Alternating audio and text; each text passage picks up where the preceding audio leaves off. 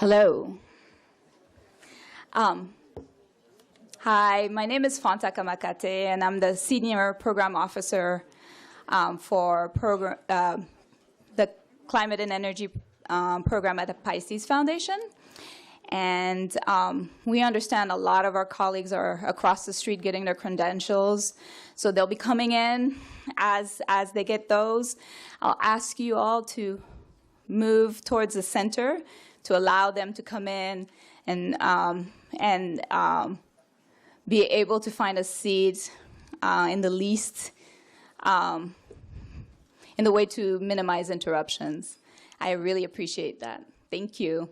And so it's really my pleasure to, on behalf of the events organizers, the Pisces Foundation, the Climate and Clean Air Coalition, and the Climate Works Foundation, and of Super Swift, or Superhero, to welcome you to Superpollutant Day.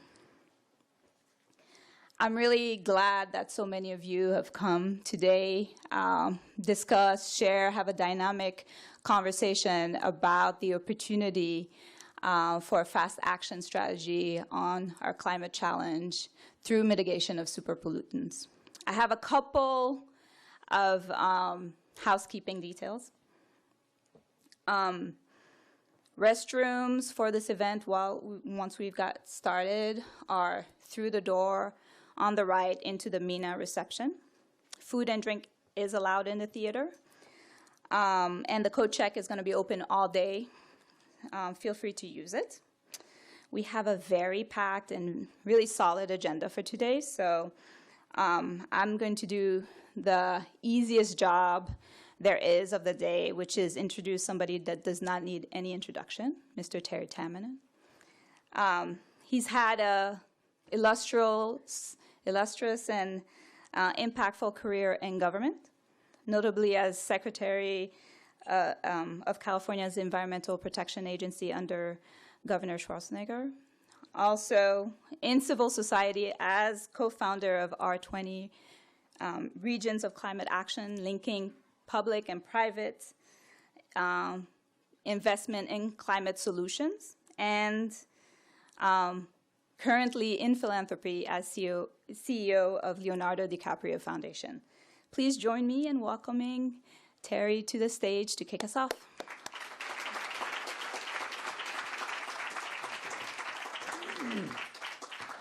Thank you very much. Wow, it's great to be here, and there's so many familiar faces.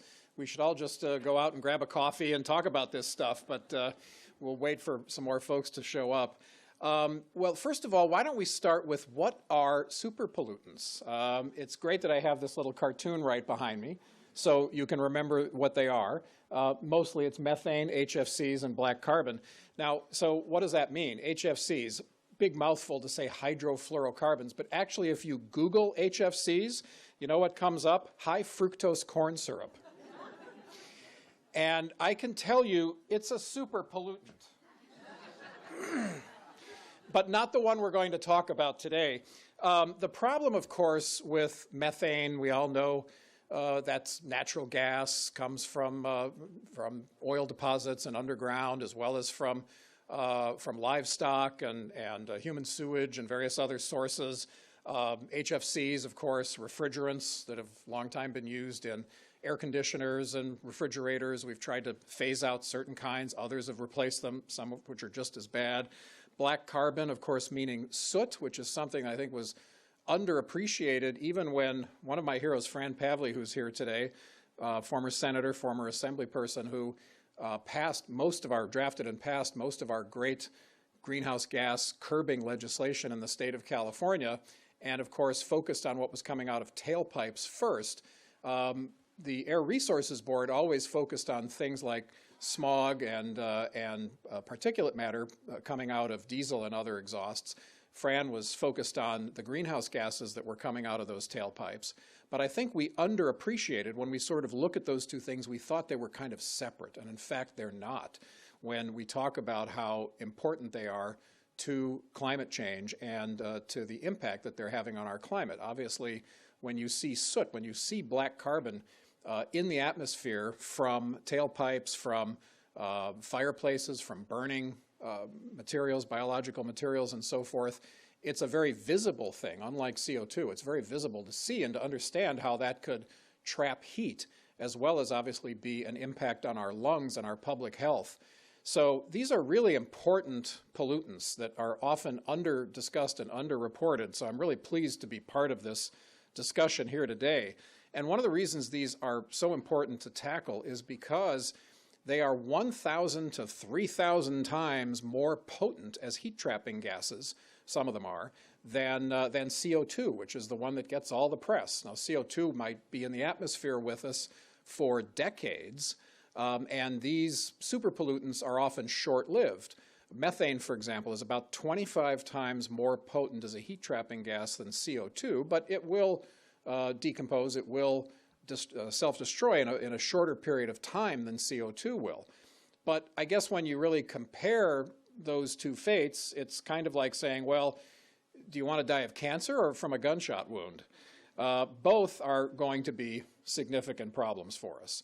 So the focus today, I think, is really on opportunity. It's raising the threat level, raising the awareness level, raising the understanding of these superpollutants, but the opportunity for fast action to do something about them, and therefore in the process to also protect our health, as I mentioned, particularly things like black carbon are very obvious impacts on health, and some of that will be done through gaining energy efficiency and securing our food supply.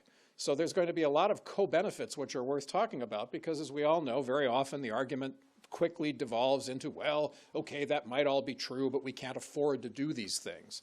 And the truth is, I think most of us here know we can't afford not to tackle these issues and do so quickly if we hope to stay below that 2 degrees centigrade warming target of the Paris Agreement and even the 1.5 degree more aspirational goal. But the good news is that there are solutions available today, and I think today we're going to hear about many of those, and they can be deployed quickly. Many of you may have noticed that yesterday New York State signed a law, the governor signed a law that would phase out HFCs over time, and that is following a regulatory process here in the state of California that is doing the same thing. Well, as you all know, I mean, those of you that are regulators, we have some visiting us from Mexico here today, and I'm a former regulator. We can tell you that you can't promulgate regulations generally, or they won't stand up in court, if they're not technologically and economically feasible. So obviously these moves by legislatures and regulators to tackle these pollutants suggests that maybe, in fact, they are able to be reduced if we take appropriate action. And after all, our government wouldn't do anything crazy, would it? But even with those hopeful signs, we really have to double and triple our efforts. I mean, speaking of crazy governments, just flying up here today, I looked at the front page of the New York Times and pulled this out. For those of you who are under 40, this is called a newspaper. And yeah, the stuff that's on your cell phone when you get those news alerts, they used to put that on paper.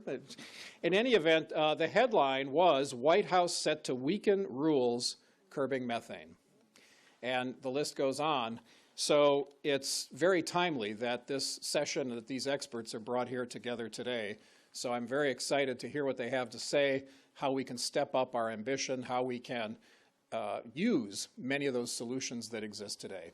So to get us started, we're going to have 2 panels, as I understand it, each moderated by a luminary that will bring other luminaries up to the stage and help us understand these issues better. And we'll all walk out of here knowing what we can do to be that kind of a superhero up there.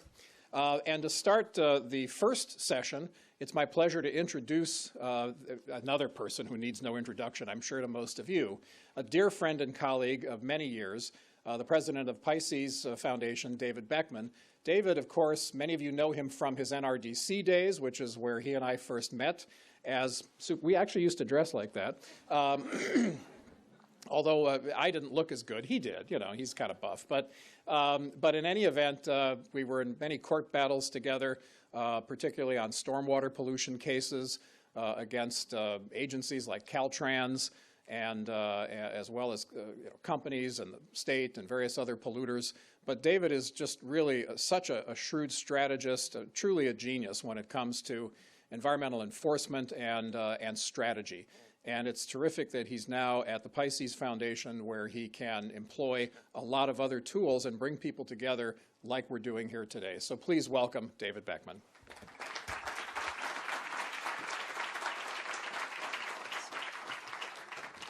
Well, thanks, Terry. It's very nice of you to say all those things.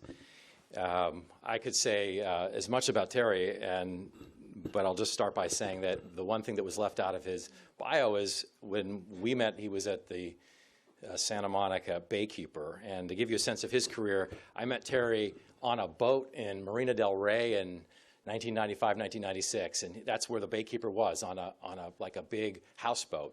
And several years later, I was meeting with Terry, and he was in the cabinet room of the government of the state of California. So quite an amazing journey.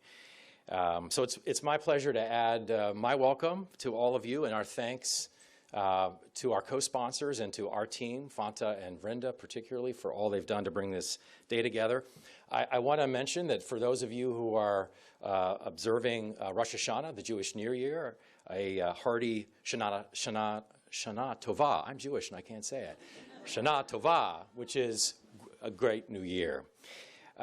Terry put his finger on the fact that fast action on superpollutants is essential, along with CO2, to meet our commitment to keeping climate change below 2 degrees. It's just that simple. It's unambiguous. Those are the facts. And we know that we can move farther and faster if we combine aggressive cuts to these pollutants with cuts to CO2. That's why we're here today. We want to showcase literally a mosaic of opportunities to clamp down on these pollutants while we also accelerate our work on CO2. And so that's the agenda: fast action, swift action, and opportunities, giving each of you, wherever you may sit, whatever your role, insight into what you can do to consider adding the reductions of these potent pollutants to the work you're doing. So I will lead us through the first panel, and to set that up, we have really the great honor to have one of the world's leading climate scientists with us, Dr. V. Ramanathan, whose 1975 discovery of the potency of CFCs in warming the climate has literally changed the trajectory of the climate fight. You probably know, but Dr. Ramanathan is the Distinguished Professor of Atmospheric and Climate Sciences at the Scripps Institution of Oceanography at the UC San Diego. So Dr. Ramanathan, why don't you come up and give us a tour through this issue. Thank you.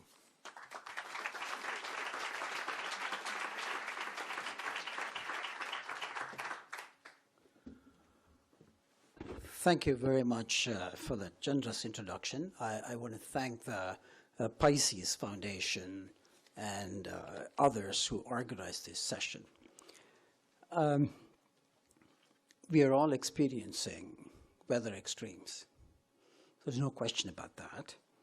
And these extremes are heat waves, droughts, fires, floods, and hurricanes. One is about to touch down in a few days on the East Coast. What I wanted to inform you is that the new science of weather extremes and attributing them to climate change has improved so tremendously just in the last 5 years. The normally conservative American Meteorological Society last November simply declared we are experiencing new extremes because we have made a new climate. I think that's something we all have to accept. We are living in a new climate. This is not the climate we inherited, or at least I inherited 73 years ago. If you're wondering about my age, now you know. So what's also another disturbing thing which is happening is that there is a new science of climate extremes, and that's informing us. Climate extremes such as disintegration of ice sheets and posing an existential threat to Homo sapiens and mass extinction, all of these are becoming more probable. Okay? So that's the bad news. So let's switch to the good news. So can we do something about this? I would like to emphatically state, yes, there's still time. And the lowest of the low-hanging fruits is superpollutants. And that's what I want to talk to you about today. By the way, I'm not suggesting that's the only solution, but that has to be one of the central solutions in the suite of solutions we have. So going back to the, is this the way to advance this, the green one? Can someone advance to the next slide? This doesn't seem, yeah. So because of the weather extremes, attention is pivoting to human health. In fact, the leaders of this movement to focus on human health is WHO, and its head for public health, Neira, is here. She's primarily responsible for this pivot, along with the Lancet Commission. So last November, the Pontifical Academy of Sciences, we teamed up with these leaders and organized a meeting on just health of people and health of planet. And what is our responsibility? That's the beauty of doing this the Vatican. They always add this, our responsibility. So what we concluded is with unchecked climate change and air pollution, the very fabric of life on Earth, including that of humans, is at grave risk. And we prepared this with famous environmental economists, extinction experts like Peter Raven, and food expert, our president of the Academy, Joachim von Braun, and Jeffrey Sachs. You all know Jeffrey Sachs. It was signed by Stephen Hawking, who sent a personal note through his secretary to me that he would like to work on this with us. And then, of course, our Governor Jerry Brown, you see there he is speaking to us, and Nobel laureates and 14 plus mayors signed this. So we then summarized this for policymakers in Foreign Affairs. It just came about 2-3 weeks ago. And I just excerpting 2 things we said, which is relevant here. The evidence is mounting that climate change will have an extreme impact on human health. So we basically reviewed WHO's findings, Lancet comments from it, and agreed with them. And then what the new studies are showing is that the rich are far more exposed than any one of us realized. So it's impacting both the rich and the poor, although the poor are more vulnerable to this. So with that, let's see, we said near-term threat. Let's get a handle on what do we mean by near-term. As of 2010, we already added 2 trillion tons of carbon dioxide emitted to the air. That has set the stage, this is my prediction, that the 1.5 degree warming would show up before 2030. But I'm not the only one who's making this prediction, including IPCC has shown this. If we go along the current path for the next 10 years, we would have put the 3rd trillion tons. That would set the stage for 2 degree warming before 2050. So let's compare the world, 2 degree world, with 1.5 degree world. So this is not my work, basically a summary. With 2 degrees, 1.5 billion would be exposed to deadly heat. It has a precise medical definition, so you stay outdoors for more than 6 hours, you would, you would die. That's where they define the deadly heat. 600 million would be exposed to vector-borne diseases. This is a Max Planck Institute study.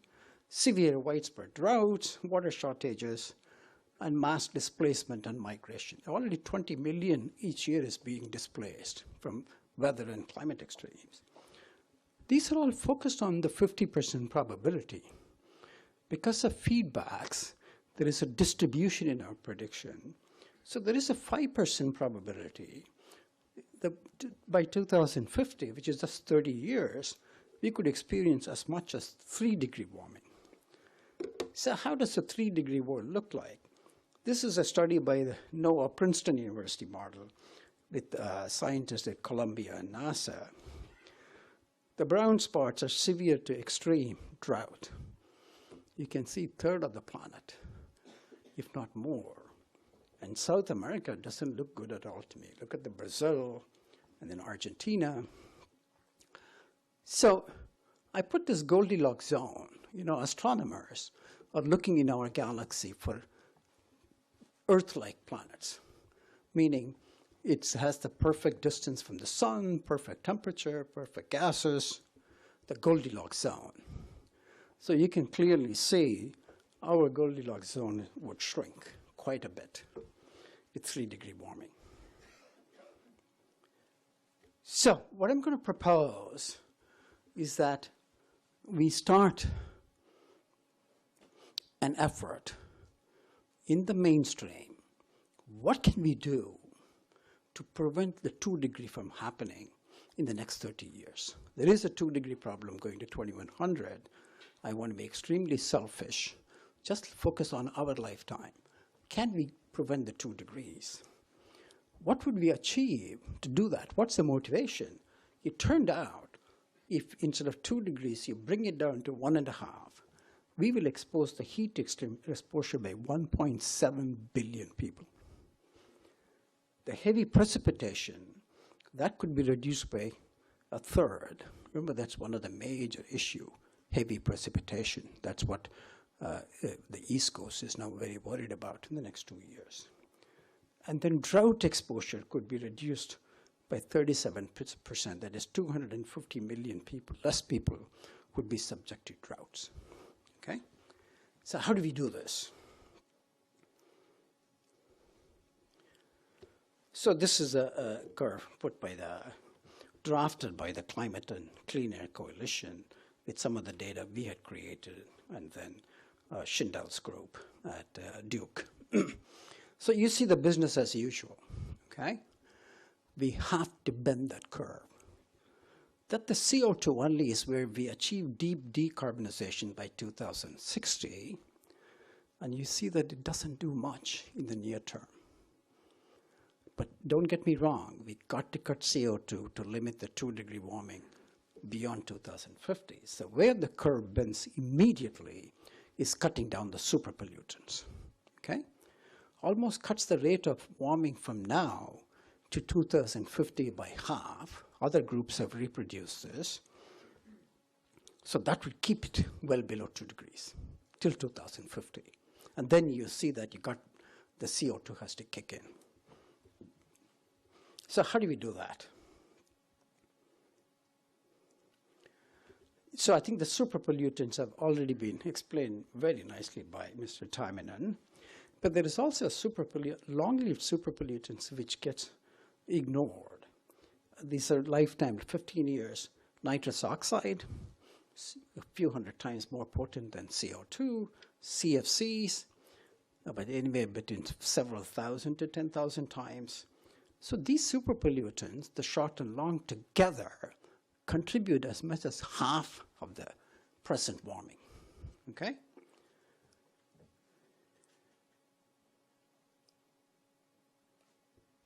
Not going forward. Can somebody advance this? Yep. I'm wondering if it ran out of battery, or am I pointing in the wrong direction?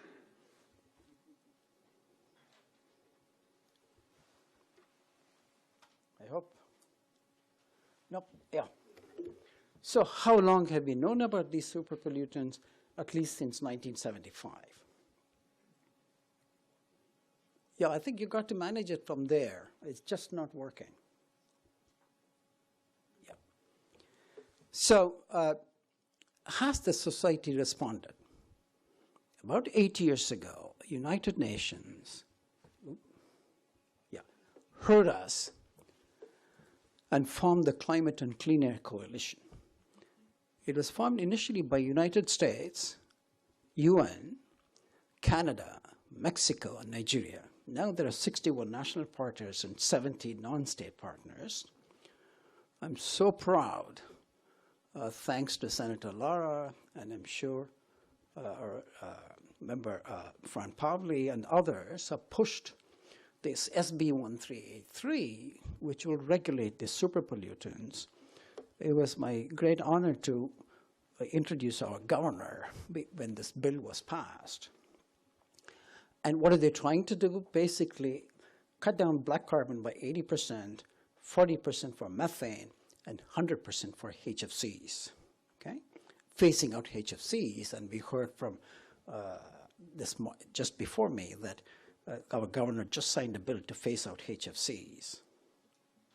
Yeah, can you go to the next one, please?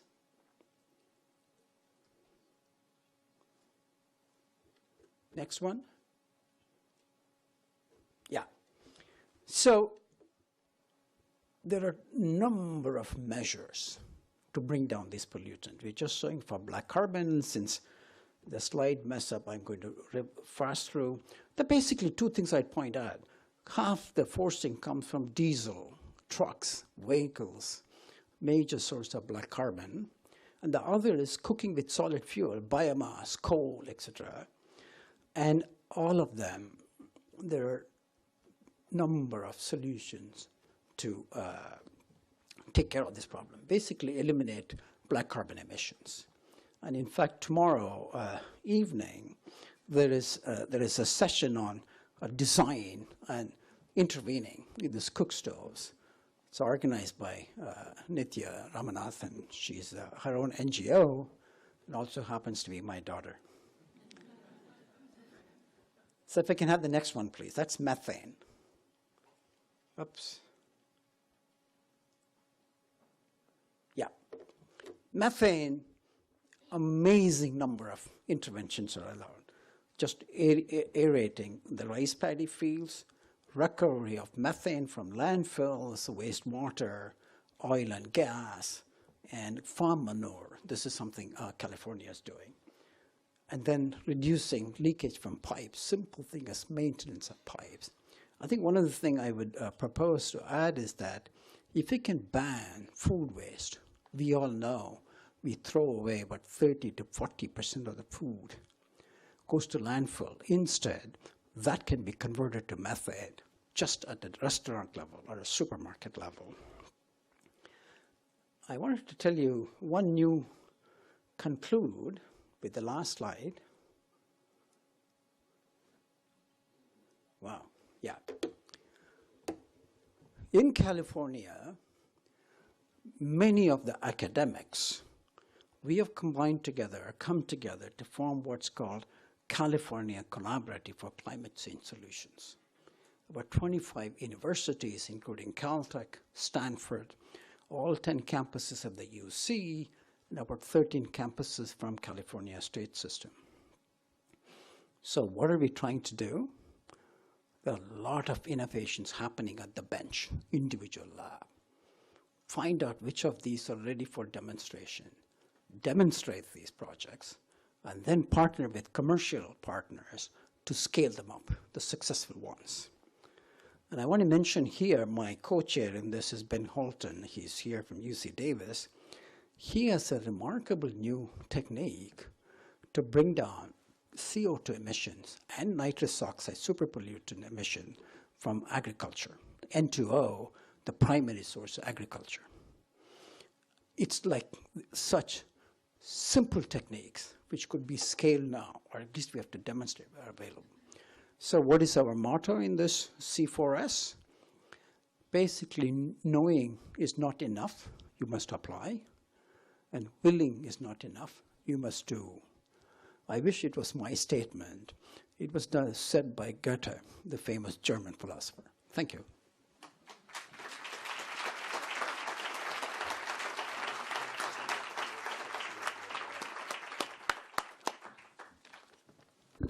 That was a terrific introduction, Dr. Ramanathan. Thank you very much. I'd like to invite up our discussants for the first panel, and if you just join me up here, I'll introduce each of you, and we'll have a good and interesting roundtable about different perspectives globally about what we can do to respond to this important set of information.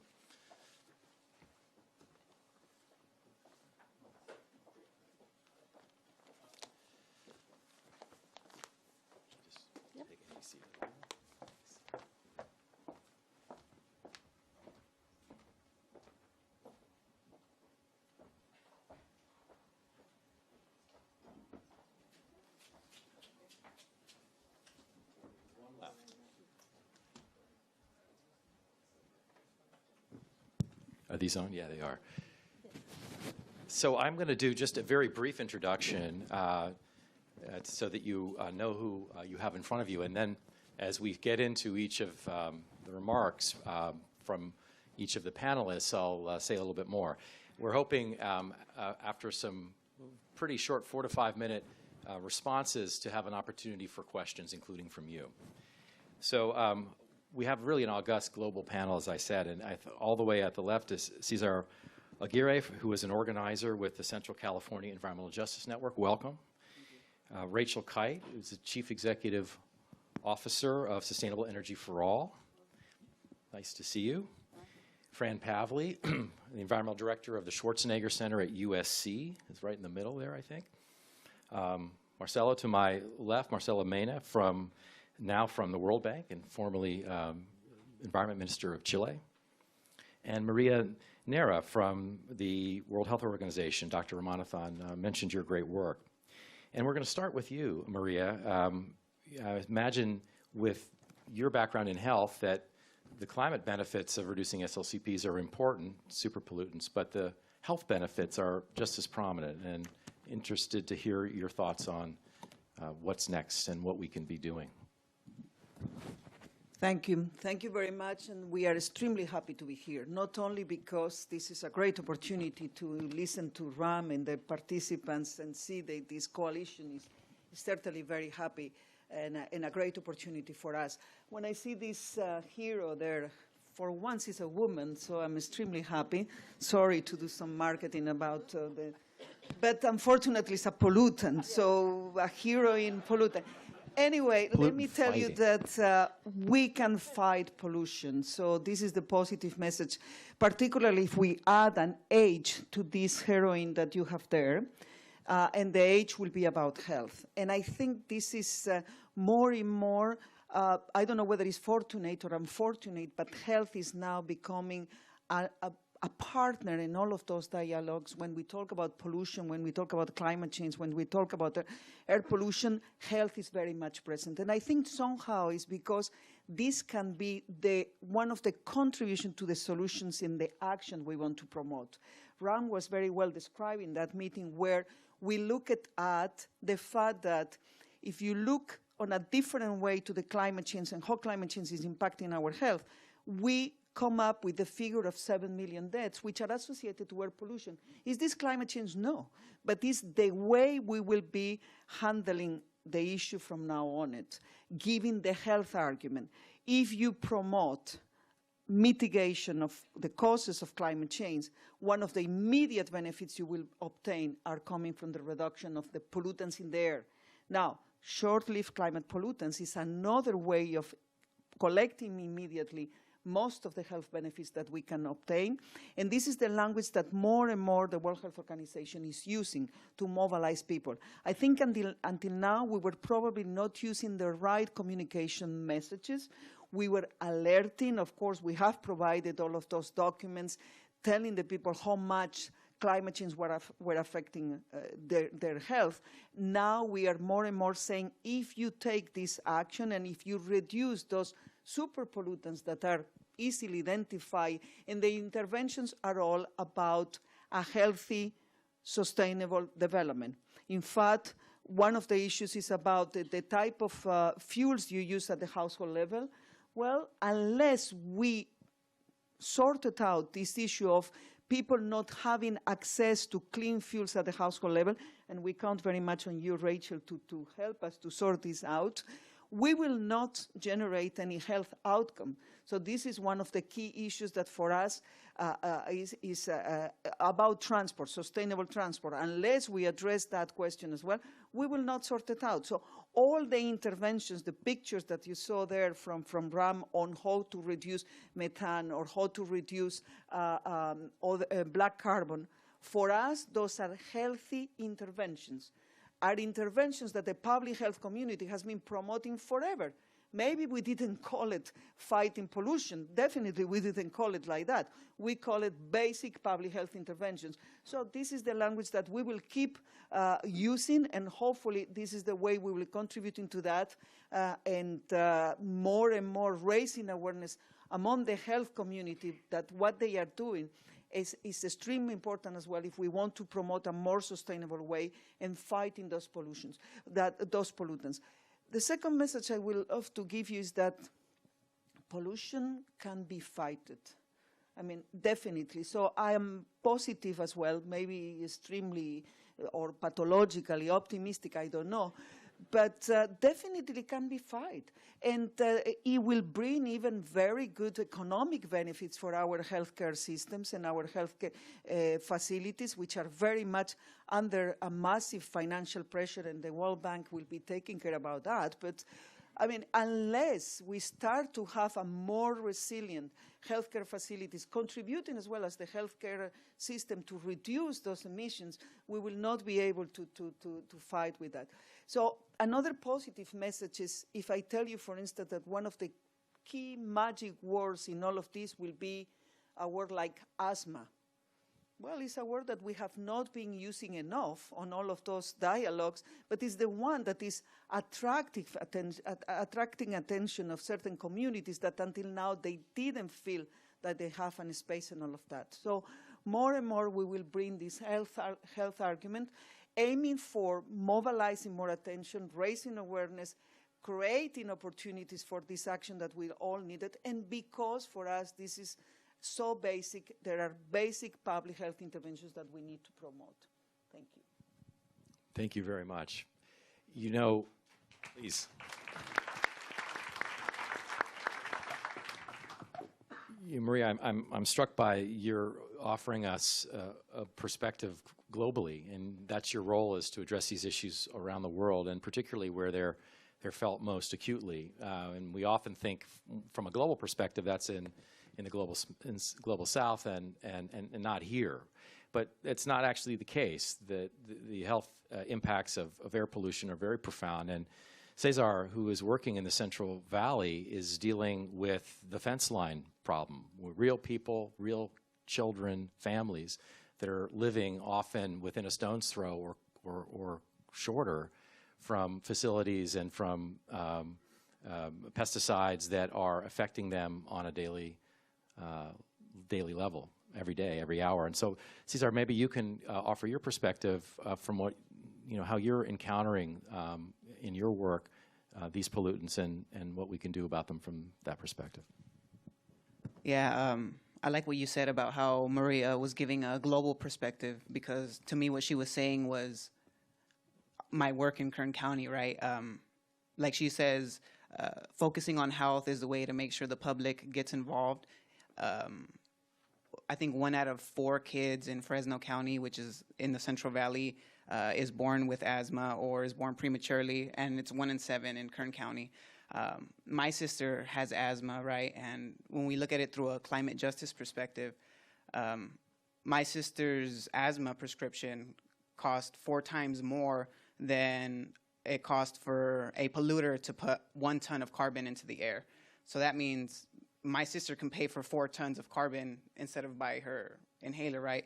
And these are injustices that happen, and especially when we live in a community, I'd like to say in Kern, we're frogs that were born in boiling water, because in Kern, there's very much an urgency for action around climate issues, for health, for sensitive populations. It's countless the amount of times I've talked to community members and say, hey, there is this oil derrick, there is this oil well, this oil pad just 300 feet from your house. Did you know about it? No, I've never heard about it. I see it in the background, but I don't know where it is or what it is or how it affects me. And what we do in these communities is, like you stated, when it comes to presenting it in a scientific point of view, it's very hard to be dismissed. So when we go into these communities, we train them to take bucket samples that are approved by the EPA, right? And we teach them how to understand these samples after they're interpreted by an independent scientist. So they use these samples and this information to advocate for themselves. And one example of that, like you said, there's a street in a city called Arvin. It's a very small city, has 3 stoplights. There was a leak there in 2014 from an underground pipeline, and it caused 8 families to be evacuated for 9 months from their house. That site, we do continuous monitoring on it. We have partners from Earthworks that come with a forward-looking infrared camera, and they take videos. They come once a year. And every year since 2014, we catch that same facility leaking methane and other VOCs into the air, right? Other problematic toxic chemicals. And it's year after year after year after year. And the reason nothing can be done about it is because it's considered a small producer. So because it makes less than 50 gallons a day, or 50 barrels a day of oil, it's allowed to be exempt from all air, from all the air mitigation laws that exist within our local air jurisdiction. And that's just one thing that we deal with when it comes to, the injustices of living in a county where there's high levels of poverty and there's a lot of rural communities that are underserved, right? Kern County is 10 Delawares. So we're very expansive, and we have one big city named Bakersfield, and that gets all of the attention. There's cities like, one example called Lost Hills. It's an hour away from any big city. But there's a company called Wonderful Company. I'm sure you guys have ate wonderful pistachios, cuties, things like that. Wonderful Company has put, parks and a school into Lost Hills. But when it comes to holding them accountable for the pollutants that they put into the air, they're nowhere to be found. In that same city in Lost Hills, there's an oil refinery a quarter mile away from the school there. And when you talk to community members, one example, his name's Saul Ruiz. He's been working with us for years. And when you talk to him, he'll tell you stories about how his children have constant nosebleeds when they go to school, when they have trouble staying awake when they're so close to the oil refinery. Having constant problems. And that's just one example of how these underserved communities are affected in their social life because they can't go out. My little sister, in the summer, she could only go out for like one week of the entire summer because the air was so bad, right? And these problems are global, yes, and they affect everything globally, but what our motto is think globally, act locally, right? So what we do is we try to make sure that there's more setbacks and more stringent regulations where we live to make sure to cut back these effects of these communities. Thank you, Cesar. Yeah. You make the point that fighting climate change can be fighting environmental injustice, and fighting environmental injustice can be addressing climate change. It's kind of how we do it and how we think about it. So I'm going to shift to Rachel Kyte, who is the Chief Executive Officer of Sustainable Energy for All and the Special Representative of the UN Secretary General for Sustainable Energy for All. And I know, Rachel, you, among many other things, have been working on the Cooling for All initiative, which addresses another one of the superpollutant stable HFCs. So look forward to your thoughts on those. Well, thank you.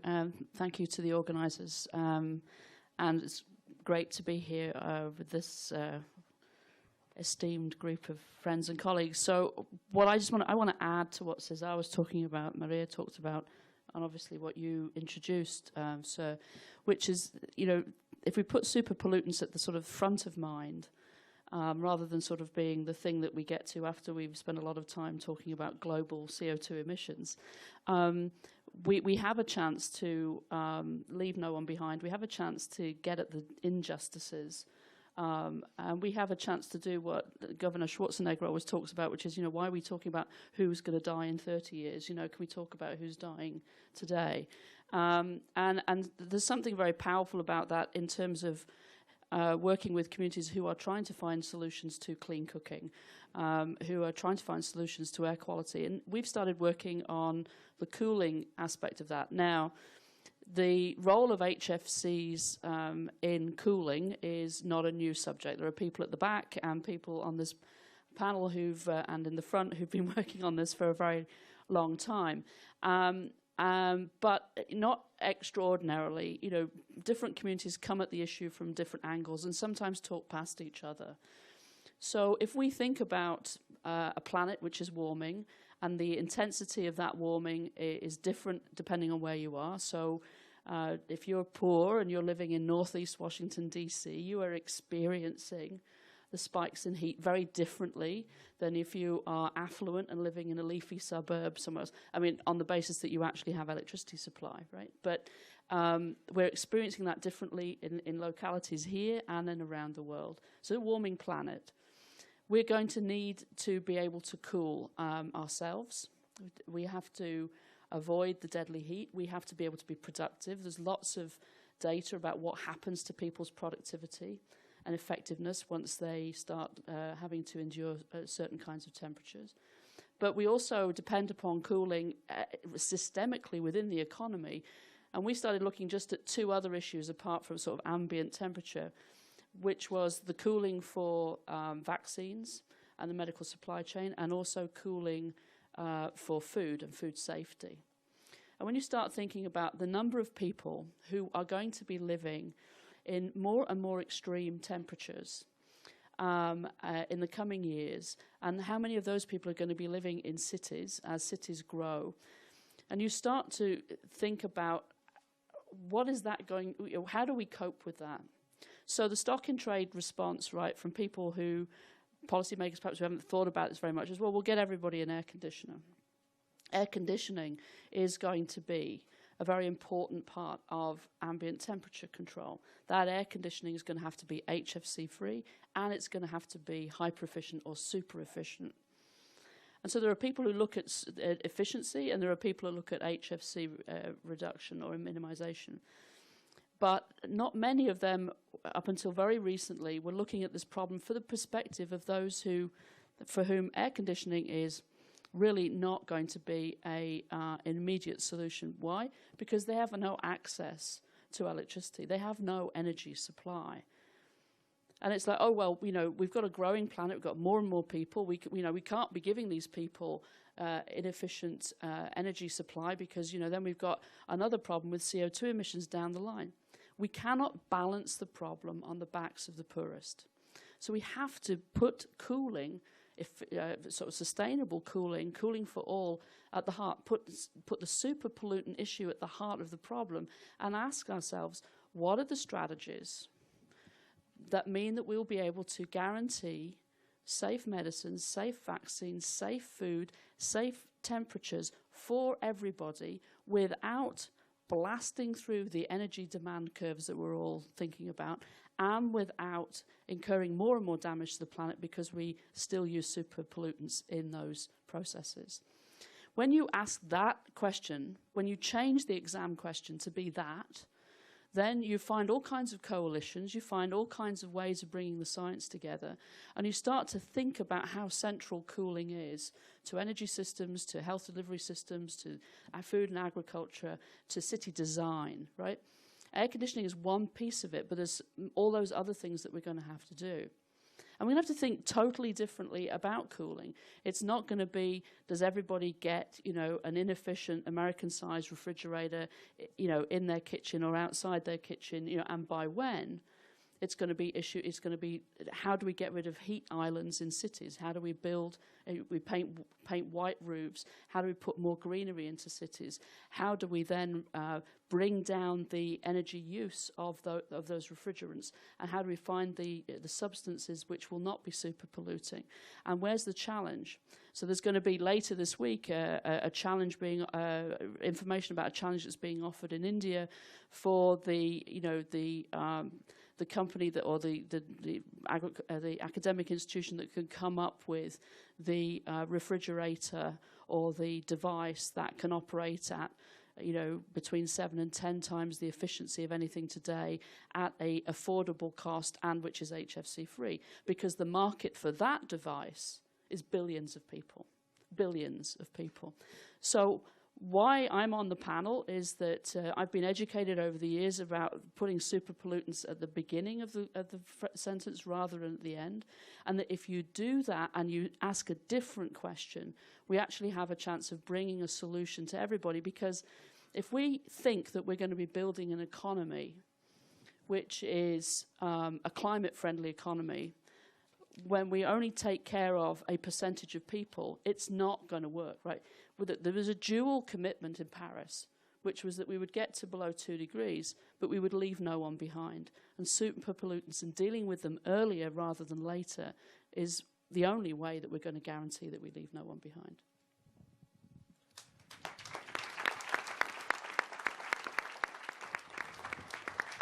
So we're going to say goodbye to Maria, who is gracious enough to join us but has another commitment. So while you exit stage right, I will tell you that if you want to tweet about today, we have a couple hashtags that I forgot to say. I'm sure somebody is annoyed at me for not doing that. But hashtag Superpollutant Day, hashtag GCAS 2018, hashtag StepUp 2018. Putting superpollutants at the beginning of the sentence instead of the end is a great one, with your permission, for folks to tweet out. I'm going to turn to Fran Pavley. We've heard about the environmental justice components. We've heard about black carbon and methane, and now HFCs fighting globally and locally, and addressing this in a way that is, gives special attention to the environmental justice communities that we need to serve better. You have been one of the most important climate legislators in the world, I think, Fran. And you were next door to me at NRDC for a year with Anjali, who I just saw walk in, which was a real pleasure. Between half the room, David. I know. So when you at the USC Center, where you're now the environmental director, as you think about all of the issues that you're working on, and Governor Schwarzenegger's commitment to climate change, which is strong like yours, how do you think about superpollutants? How do you think about what we can do, not just to acknowledge these facts, but to take advantage of them, to drive down climate change and to address health locally and globally? And that's all in 5 minutes, right? Yeah. Okay, good. Or 6. Pleasure for me to be here, and thank you so much for including me. And yes, there is life after being in elective office for 29 years in the legislature and in local government as well. And I can really focus on some of the things I'm passionate about, and climate change ranks there, right up there. I thought I'd back up just a minute, though, and give a little bit of historical context of California's history, and then go right into what you're saying, because Terry Tamminen so articulately mentioned we didn't really think about it, or we could have earlier on, as far as putting it in with the tailpipe emission bill, or AB 32, and I'll sort of touch on that. But California's been interested in air pollution for over 50 years. In fact, it was interesting. I was checking out, historically speaking, that out of our last 6 governors, 4 have been Republicans.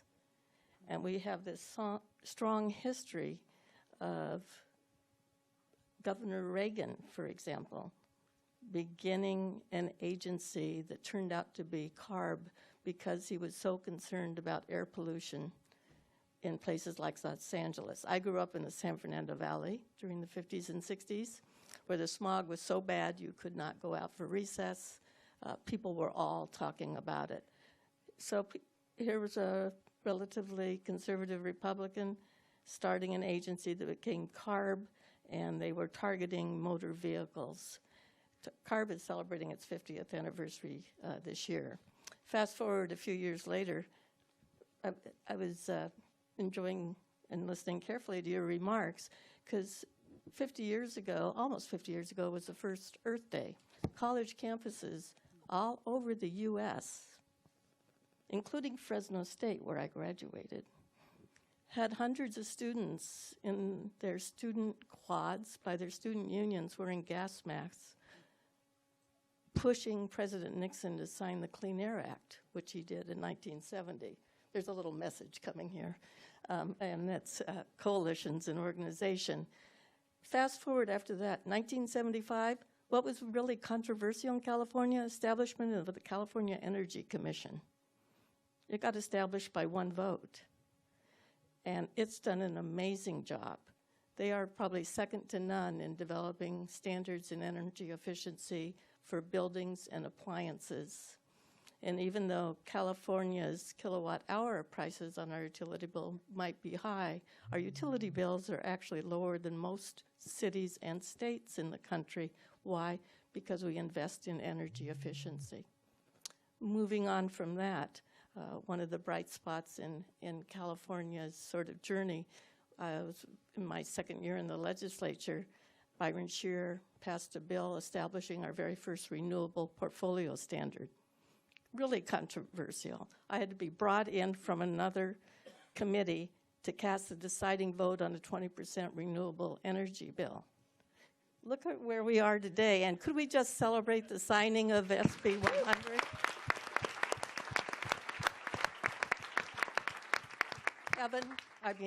Ricardo, don't tell Kevin that I was taking credit for SB 100, but thank you. Senator Lancet did a great job, and thank you to Governor Brown for signing that important bill. Because what the solar companies told me, we're here in California not in spite of your climate policies, but because of the climate policies. Creating a market for investment and innovation is incredibly important. There's an estimate, David, that 600,000 Californians now have jobs in energy efficiency and renewable energy in California. That's amazing. So fast forward, AB 32 is signed by Governor Schwarzenegger, Republican governor, did an amazing job in making this a bipartisan issue. And much to his credit, he's actually more outspoken today than I remember him being when I was in office serving with him. And that's unbelievably important, especially in this day and age. And so that created a multi-suite approach of reducing greenhouse gas emissions across using renewable energy. The tailpipe emission bill, our #1 source of emissions in California, is from mobile sources. That's incredibly important. At the same time this was going on, I wanted to point out that as far as black carbon, we didn't call it superpollutants, and I like that name very well. So much better than short-lived climate pollutants, because no one ever knew what that was.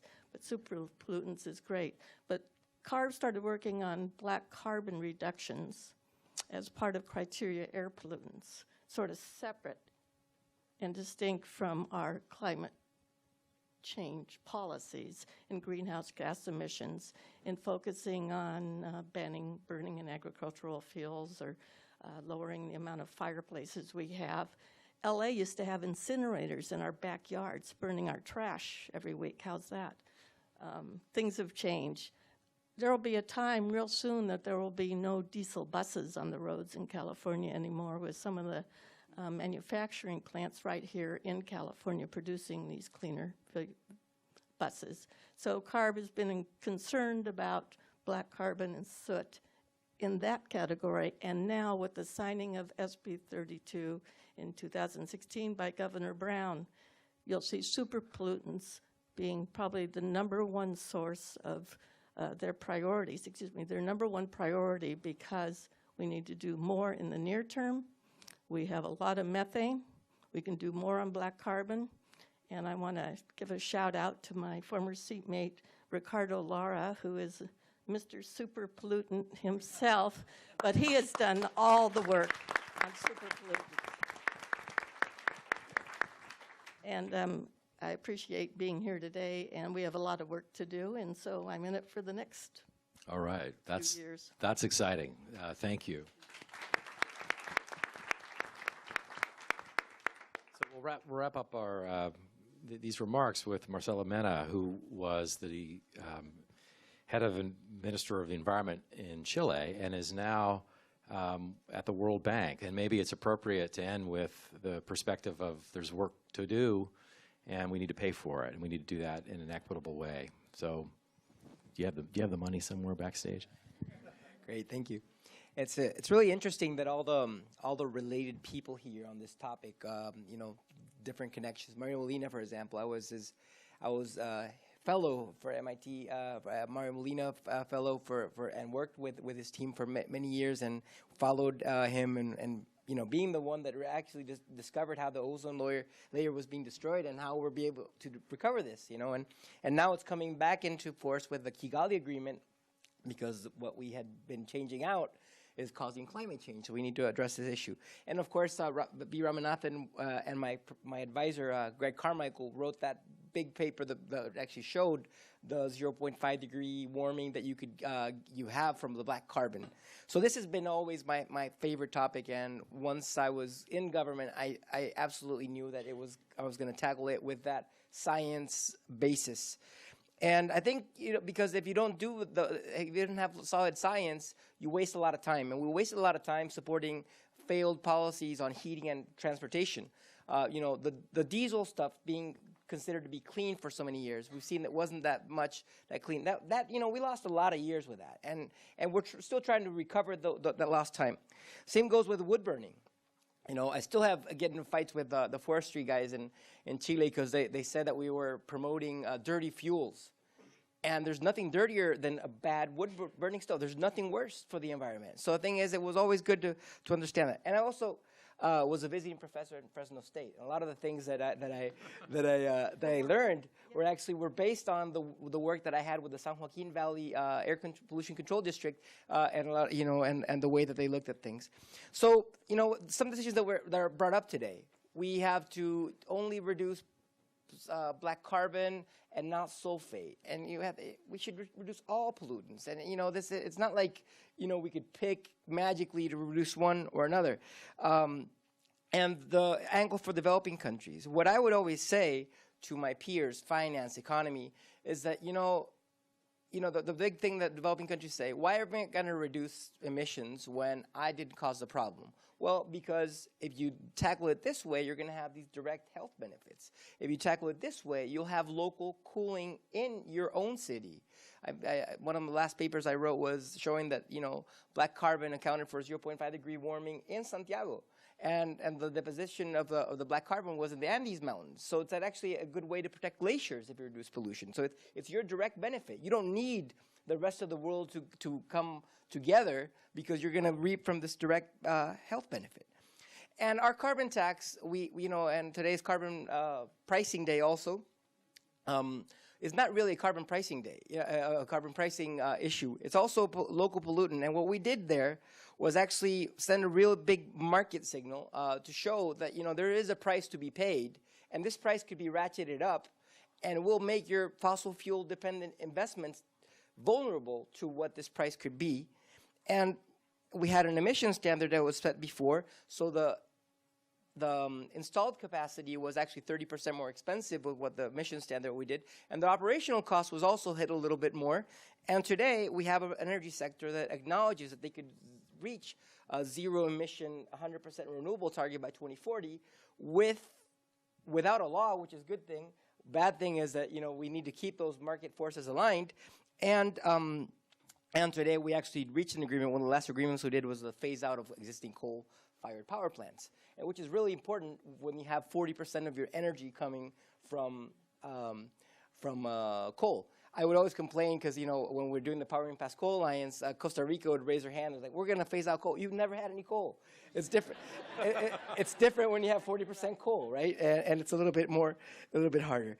I just wanted to also say that the transparency is also very important. I just want to bring to light what Maria Neida's work with the Breathe Life campaign has been, how useful it's been.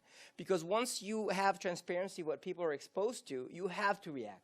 And it's a really good device because you just let the measurements start, and somebody, for example, we let a whole bunch of measurements start, and somebody else is going to have to handle it the same way that we also inherited a lot of measurements, and we have to react to it. The problem is the incentives are not to measure, right?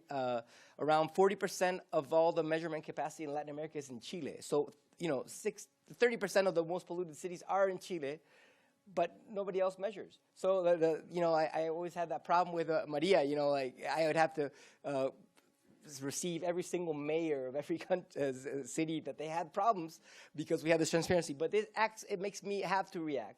And I want to react, but if maybe somebody down the line doesn't want to react to it, we'll have to tackle it because this information is available for people to really hold their authorities accountable to the pollution they need to reduce. Just finally, I wanted to say that this good science and all these things, the Loon Pollution Attainment Program for Santiago, we reduced 70% of the air quality episodes because we used a forecast model to prevent the pollution to accumulate.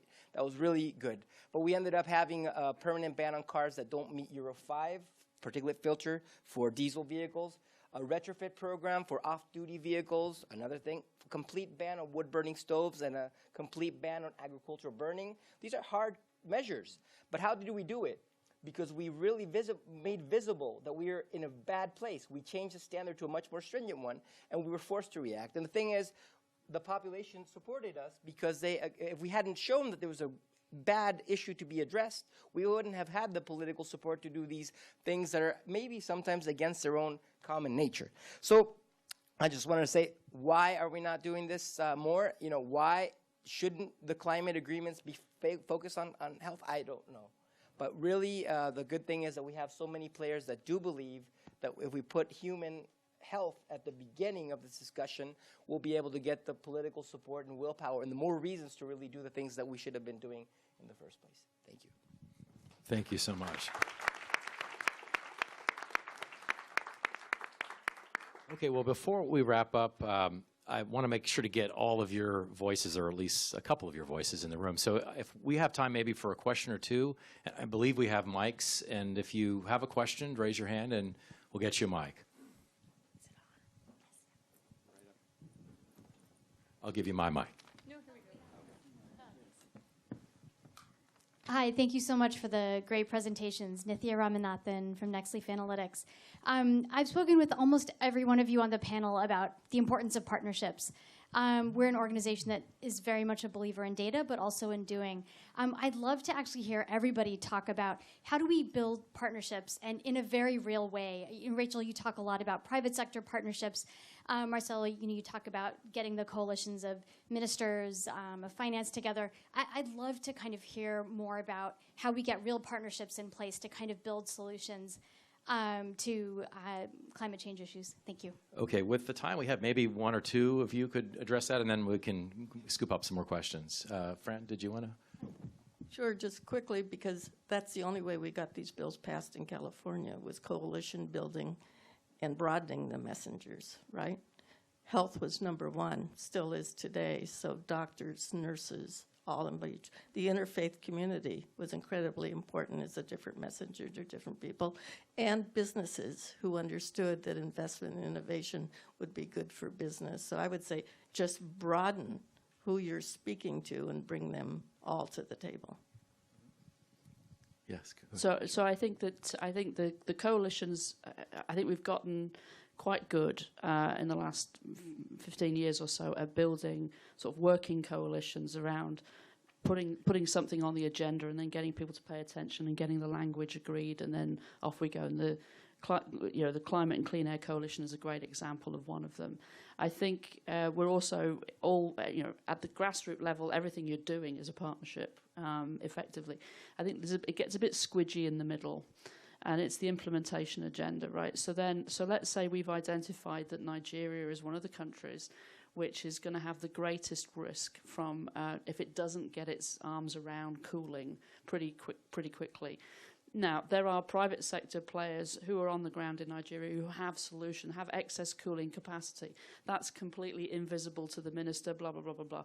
So I think it's that's the bit that gets, so I won't take up a lot of time on this podium, but that's where I think there's room for a lot more partnership. There are also partnerships around finance. And then I just want to say, because the World Bank is sitting here around data partnerships, certain organizations sit on a minefield of data. I mean, amazing data, which, depending on what question you're asking the data, is going to give you answers or not.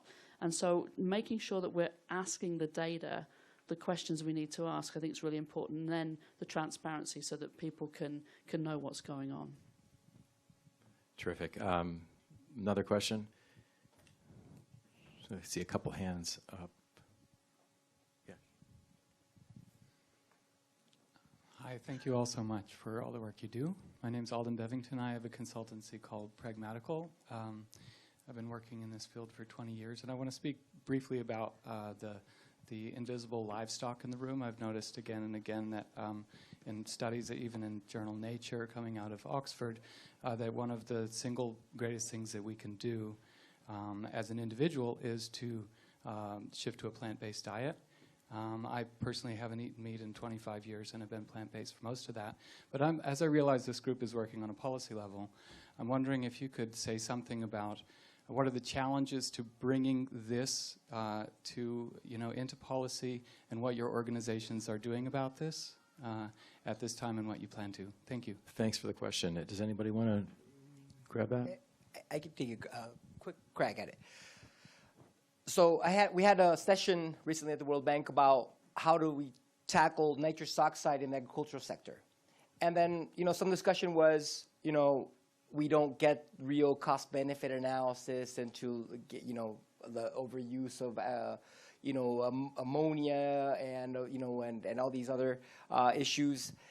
But then, I told them my story. When I wanted to regulate ammonia in water, the cost-benefit analysis never worked out for me because the methods weren't strong enough to really look at what clean water, willingness to pay would be, or whether people would buy into that.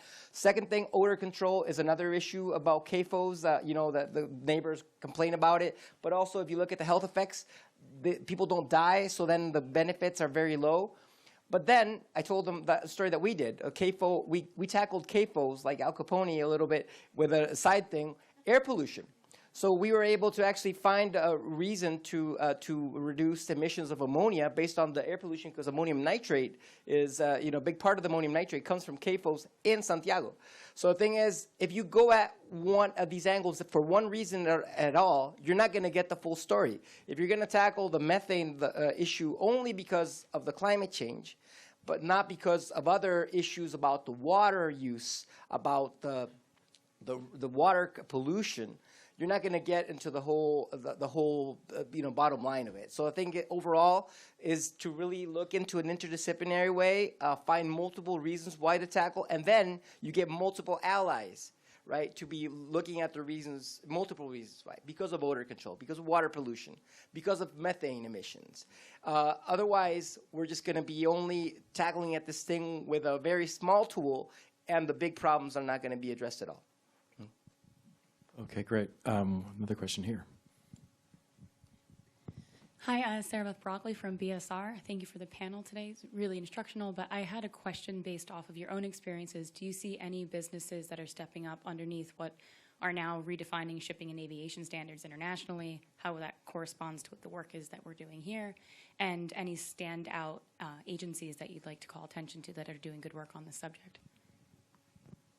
Standout businesses or organizations, shipping and aviation.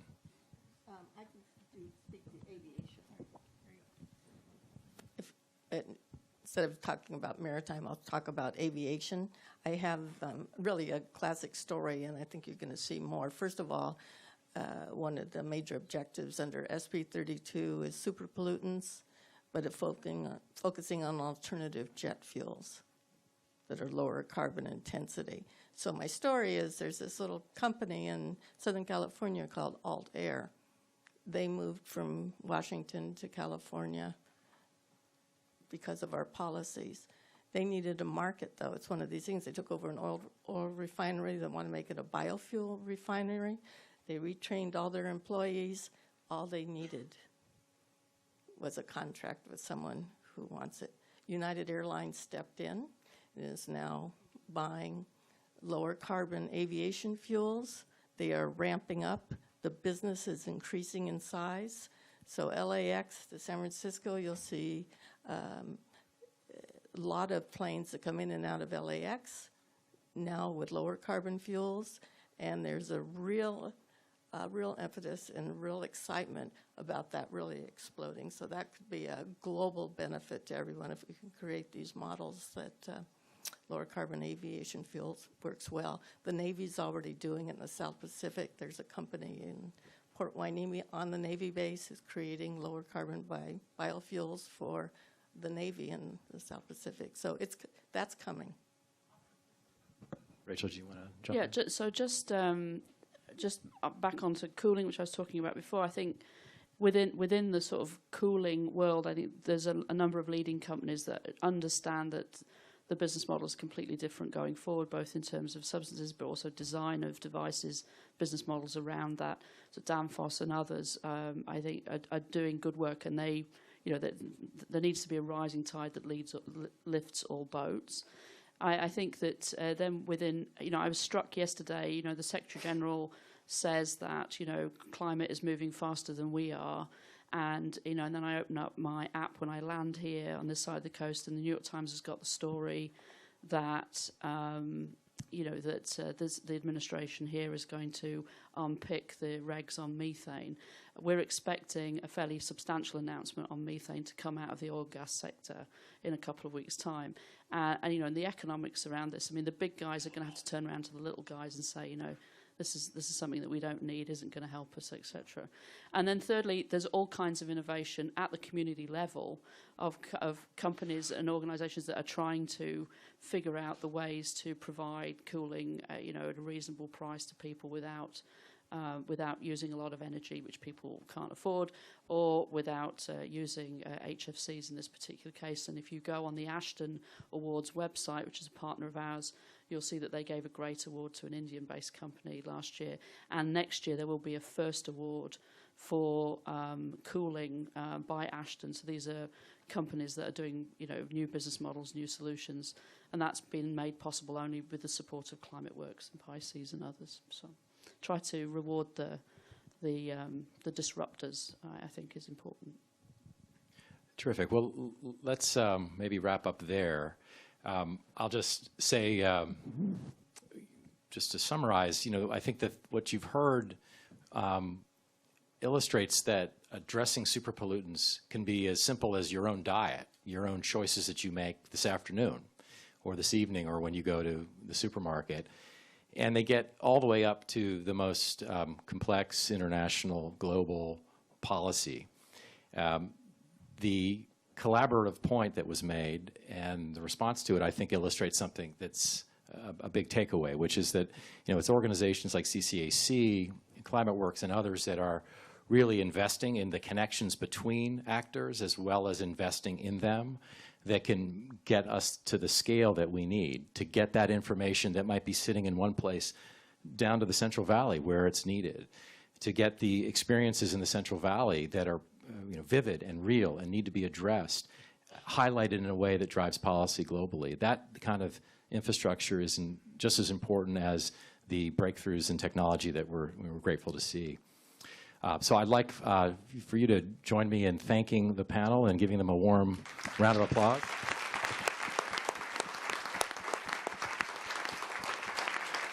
And we now have a coffee break immediately outside. You can bring it back. I think we're going to take about 10 minutes, so grab your snack or coffee, and we'll gear up for panel 2.